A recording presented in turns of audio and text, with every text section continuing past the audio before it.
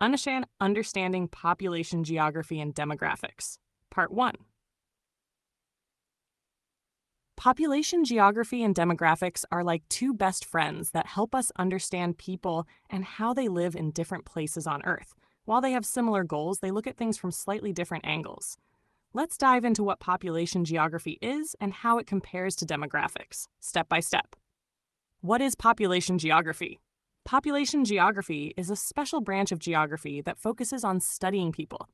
It answers questions like, where do people live? Why do they live there? How are populations changing over time? Population geographers look at things like how fast populations grow, how people move from villages to cities, and how many children are born. They also study maps, make charts, and draw diagrams to show how populations change and why.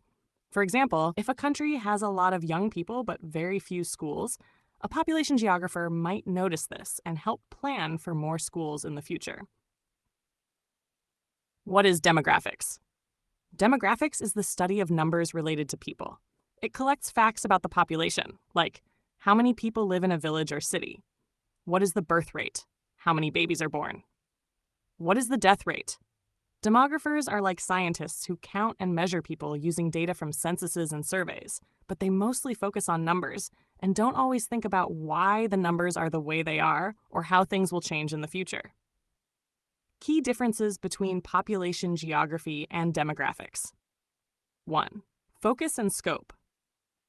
Population geography studies why and how populations change over time, combining natural, social, and economic factors. For example, it might explore why people move from rural areas to cities for jobs. Demographics focuses on collecting numbers, like counting how many people live in a country or measuring birth and death rates. 2. Analyzing data. Population geographers use data to make meaningful stories about population growth and distribution. They study not just the numbers, but also what causes population changes, like migration or wars. Demographers focus on providing raw data, like 500 babies were born in this city last year. They give numbers, but usually don't explain why this happened. 3. Presenting information. Population geographers use maps, charts, and regional data to explain trends in a simple way. For example, they might draw a map showing population density, how crowded an area is. Demographers mostly stick to statistical tables and focus on comparing numbers like birth and death rates in different areas. The origins of population geography. Population geography became an official subject in 1953, led by a geographer named G.T. Trewartha. He introduced the idea of using geography to better understand the past, present, and future of populations. For example, he studied how people moved to cities during the Industrial Revolution and how this changed the world. Before that, in 1948, anthropologists who study humans and cultures were already discussing population topics like growth rates and settlement patterns. But they didn't focus much on geography's role in these changes. That's what makes population geography so unique. It combines numbers with the physical and social environment. Why is population geography important? Population geography helps us, 1. Understand the causes of change. It explains why populations grow in some areas and shrink in others, like how better job opportunities attract people to cities. 2. Plan for the future. By studying maps and trends, population geography helps governments plan for schools, hospitals, or housing in growing regions. 3. Learn about human history. It shows how migration, wars, and natural disasters have shaped where and how people live. What's next? In the next part, we'll look deeper into more differences between population geography and demographics. We'll also talk about how these fields work together and why both are important to improving life on Earth.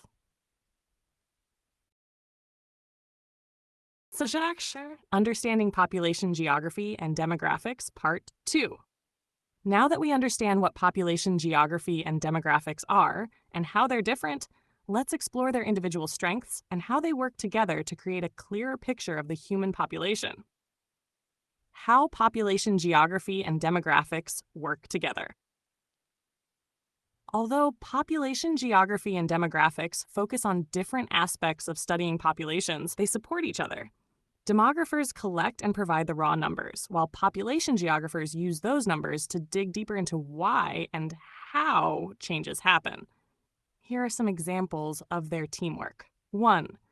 Understanding population growth. Demographers count how many people live in a specific place or calculate the birth and death rates. For example, they'll note that a city's population increased by 10% in a year. Population geographers will analyze that increase and explain the reasons behind it. For instance, they might identify that more job opportunities in urban areas attracted people from nearby villages. 2. Planning for urban and rural development. Demographers might find that a region has too few young people and many elderly people. Population geographers use this data to plan for challenges such as a declining workforce, fewer schools, or the need for more healthcare for the elderly. 3. Natural and unnatural population changes. Population geography goes beyond numbers. It looks at events that impact population, such as natural disasters, like floods, or wars that cause migration. Demographics contribute by gathering data on the number of people affected, while geographers create models and maps showing migration patterns and impacts. Hash, how population geography looks at past, present, and future. One special thing about population geography is that it studies populations in 3 time periods. 1. Past. It looks at how populations were distributed before modern technology or transportation systems existed. For example, why did people live close to rivers in ancient times? 2. Present. It explains current trends like urbanization, people moving to cities, and how population density, how crowded places are, varies between countries. Number 3. Future. By studying birth rates, migration, and development, geographers predict future population challenges, like overpopulation in cities or depopulation in rural areas. Demographics contribute here by showing the numbers, such as how many children are born per family today versus 50 years ago. How many people leave rural villages for cities every year? Why the differences matter. Let's break this down with some points to make it easy to understand. 1. Who focuses on history? Population geography studies history. It looks at how wars, diseases, and colonization change populations. Demographics focuses mostly on the present numbers. 2. Who thinks about the future? Population geography is better at predicting the future because it combines numbers with social and environmental factors. For example, it might predict population shifts because of climate change. Demographics helps by collecting data for these predictions, like tracking birth and death rates. 3. Who creates maps? Population geography creates maps showing patterns like where populations are growing fastest or where people are moving to. Demographics provides the data for these maps. How each field is used in real life. 1. In cities. Population geographers help governments plan for more schools, housing, or transportation as populations grow. Demographers gather data such as how many children were born to help with planning. 2. In villages. Population geographers look at rural areas losing young people and suggest ways to keep them there, such as creating job opportunities. Demographers report the number of people moving away from villages. 3. In global issues. Population geographers study problems like overpopulation and pollution by connecting social and environmental issues. Demographers help by calculating global population growth and its distribution. Conclusion: 2 sides of the same coin.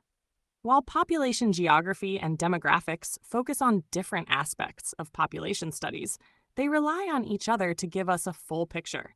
Demographics provides the numbers, like a foundation, while population geography builds a story around those numbers to explain the causes and effects. Together, they help us understand, plan, and prepare for the ever-changing world of human populations.